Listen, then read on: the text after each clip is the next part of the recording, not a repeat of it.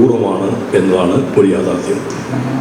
ഒരു കാർഷിക ശാസ്ത്രജ്ഞൻ എന്നാൽ എന്തായിരിക്കും എന്ന് നമുക്ക് അധികം ആളുകളെയൊന്നും പരിചയമില്ല. എനിക്കും ഇതിൻ്റെ അകത്തേക്ക് ചെന്ന് കയറുമ്പോഴായിരിക്കും നമുക്ക് കൂടുതൽ ആൾക്കാരെ പരിചയപ്പെടാൻ കഴിയുക.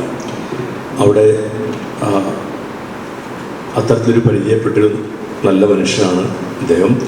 ഞങ്ങൾ ഒന്നിച്ച് 5 കൊല്ലം പ്രവർത്തിക്കാനുള്ളൊരു അവസരം കിട്ടി.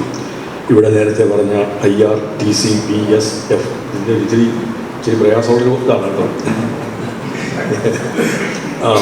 അതൊരു വളരെയധികം international research and training centre for below see level farming.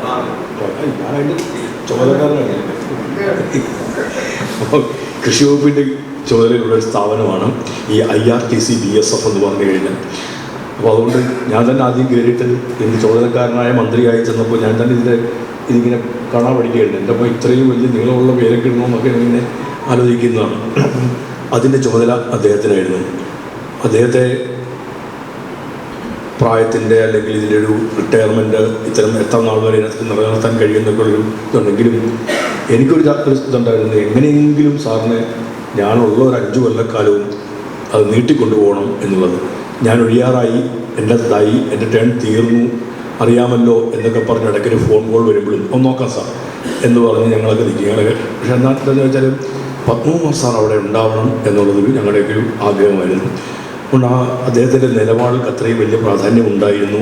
അദ്ദേഹത്തിൻ്റെ നിരീക്ഷണങ്ങൾക്ക് അത്രയും വലിയ പ്രാധാന്യമുണ്ട് എന്നുള്ളത് കൊണ്ടാണ് അങ്ങനെ സാറ് ചുമതല ഉണ്ടാവണം ഞങ്ങളൊക്കെ ആഗ്രഹിച്ചത്.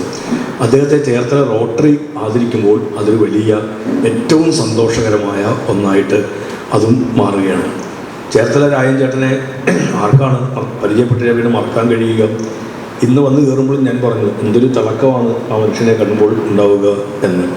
നാടകത്തെ ഇത്രമേൽ സ്നേഹിച്ച ഒരാൾ, ആ നാടകത്തിലൂടെ തന്നെ ഒരു കുടുംബത്തെ സൃഷ്ടിച്ചെടുത്ത ഒരാൾ, അതിൻ്റെ പ്രതിസന്ധികളും പ്രയാസങ്ങളും പതിറ്റാണ്ടുകൾക്കപ്പുറത്തും ഒരു പ്രണയം പോലെ സ്റ്റേജുകളിൽ നിന്ന് സ്റ്റേജുകളിലേക്ക് പോകുന്നതിനടുത്ത് നാടകത്തിൻ്റെ ടീമിനുള്ളിൽ മുട്ടിട്ട് വളരുന്ന ഒരു പ്രണയത്തിനും ഇന്നത്തെ രീതിയിൽ കാണാൻ കഴിയുന്ന പിന്തുണയും പിൻബലവും ഒന്നും കിട്ടാത്തൊരു കാലത്ത് സമൂഹത്തിൻ്റെ മുമ്പിൽ ജാതി മതചിന്തകളുടെ ഒരുപാട് പ്രയാസങ്ങളും വൈഷമ്യങ്ങളും എല്ലാം ഇന്നും അതൊക്കെ ഉണ്ടെന്നുള്ളത് മറ്റൊരു യാഥാർത്ഥ്യമാണ്. അതിലേക്ക് കടക്കല്ല.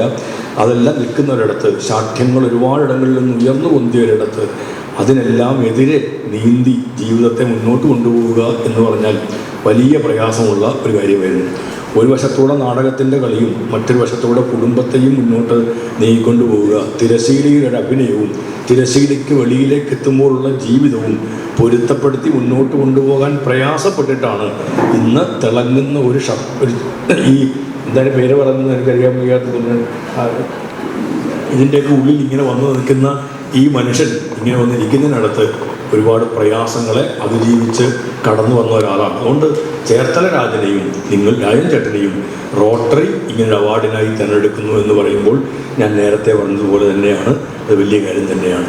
സ്ത്രീകൾ ഈ രംഗത്തേക്കൊക്കെ പറഞ്ഞതുപോലെ ഞാൻ എൻ്റെ ബിസിനസ് തുടങ്ങുന്ന സമയത്ത് യാത്രയിലൊക്കെ ഇവൻ ആടയുടെ പർച്ചേസിന് വേണ്ടിയിട്ട് കോയമ്പത്തൂർ പോയപ്പോൾ എന്നെ അതിൻ്റെ മൊത്തം അവിടെ എത്തിയപ്പോൾ മുതൽ സഹായിച്ചത് അവിടുത്തെ റോട്ടറി മെമ്പേഴ്സാണ്. വളരെ സന്തോഷത്തോടു കൂടിയാണ് ഞങ്ങളെ ഹോസ്റ്റ് ചെയ്തത്. അത്രയും കാര്യമായിട്ടാണ് അവിടുത്തെ ചെറിയ ഫുഡ് കിട്ടുന്ന, അവിടുത്തെ പ്രത്യേക ആഹാരം കിട്ടുന്ന സ്ഥലത്ത് കൊണ്ട് ഫുഡ് വാങ്ങിച്ചു നിന്ന് രാത്രി ഞങ്ങളെ കൊണ്ട് താമസ സ്ഥലം വരെ ആക്കി അത്ര കെയർ ചെയ്തിട്ടാണ് ഞങ്ങളെ അവിടുന്ന് യാത്രയാക്കിയത്. അതേപോലെ തന്നെ നിങ്ങൾക്ക് എല്ലാവർക്കും അറിയാം, അവരോടൊരു റൈഡറാണ്. 2 തവണ ഓൾ ഇന്ത്യ ട്രിപ്പ് ബൈക്ക് റൈഡൊക്കെ പോയിട്ട് വരുമ്പോഴും എനിക്ക് തോന്നുന്നു ഏറ്റവും കൂടുതൽ അരുണിനെ സപ്പോർട്ട് ചെയ്തിട്ടുള്ളതും പല സ്ഥലങ്ങളിലുള്ള റോട്ടറി മെമ്പേഴ്സ് തന്നെയാണ്. ഒരു പ്രൗഡ് റൊട്ടേറിയനായി നിന്നുകൊണ്ട് തന്നെയാണ് ഇന്നിവിടെ നിന്ന് സംസാരിക്കുന്നത്. സേവനം എന്നതിനേക്കാൾ ഉപരി ഇതുപോലെ നമ്മുടെ സമൂഹത്തിലെ പല സർവീസ് ചെയ്യുന്ന അല്ലെ പല മേഖലയിലുള്ള ആളുകളെ തിരഞ്ഞു പിടിച്ച് ആദരിക്കാനും റോട്ടറി സമയം കണ്ടെത്തുന്നു അല്ലെങ്കിൽ അതിനുവേണ്ടി ശ്രമിക്കുന്നു എന്നുള്ളത് നമുക്ക് തന്നെ അഭിമാനിക്കാവുന്ന ഒരു കാര്യം തന്നെയാണ്. നേരത്തെ MLA പറഞ്ഞ പോലെ, പ്രൊഫസർ പറഞ്ഞ പോലെ അവരവരുടെ മേഖലയിൽ അതിനോടുള്ള പാഷനോടൊപ്പം തന്നെ ആത്മാർത്ഥമായ പ്രവർത്തനത്തിലൂടെ മറ്റുള്ളവർക്ക് മാതൃകയാവാൻ പറ്റുന്ന 3 പേരെയാണ് ഇന്ന് റോട്ടറി ആദരവിനായിട്ട് എക്സലൻസ് അവാർഡിനായിട്ട് തിരഞ്ഞെടുക്കപ്പെട്ടിരിക്കുന്നത്. കൃഷിയിലൂടെയും അതേപോലെ തന്നെ വനിതകൾ അധികം കടന്നെത്താത്ത മെഡിക്കൽ ഫാർമസി ഫീൽഡിലും മെഡിക്കൽ റെപ്പ് എന്ന രീതിയിൽ നമ്മൾ എപ്പോഴും കണ്ടിട്ടുള്ളത് പുരുഷന്മാരെയാണ്. അതേപോലെ തന്നെ കലാരംഗത്ത് ഇങ്ങനെ 3 വ്യത്യസ്ത മേഖലയിൽ നിന്നാണ് നമ്മൾ ഇന്ന് 3 വ്യക്തിത്വങ്ങളെ തിരഞ്ഞെടുത്തിരിക്കുന്നത്. അതിലെനിക്ക് പരിചയം രാജേട്ടനെയാണ്. എനിക്ക് തോന്നുന്നു വളരെ ചെറുപ്പം മുതൽ ഞാൻ ചേർത്തല അമ്പലത്തിൽ വെച്ചാണ് രാജേട്ടനെ എപ്പോഴും കണ്ടിട്ടുള്ളത്. അപ്പൊ അച്ഛനന്ന് പരിചയപ്പെടുത്തില്ല, എൻ്റെ സുഹൃത്താണ്.